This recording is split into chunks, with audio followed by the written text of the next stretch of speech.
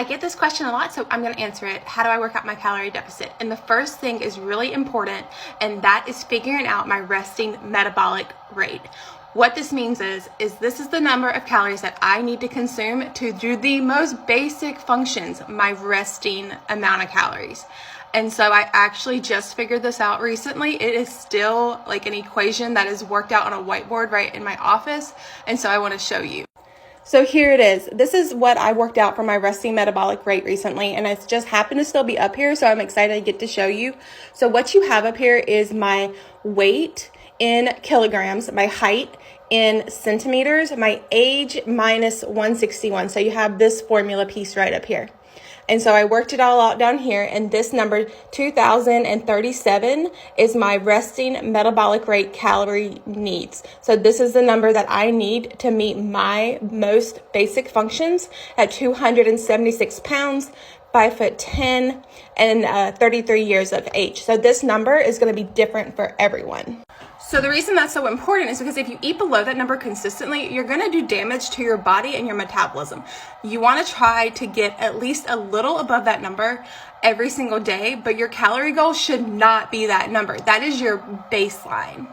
So then the rest is easy. I go over to MyFitnessPal, I create an account, I tell it all the information, and I just make sure that my goal number of calories to eat is not below that resting metabolic rate number.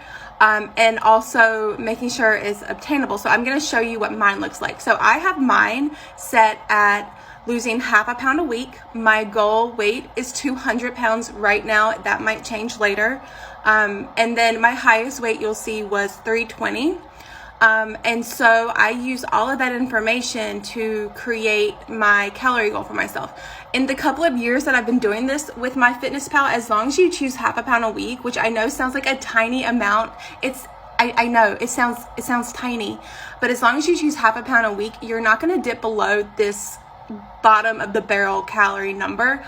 And you can see that mine is 2,300 calories a day, and that is a perfectly obtainable calorie goal, and I do lose weight on this number. Hopefully this is really helpful to you.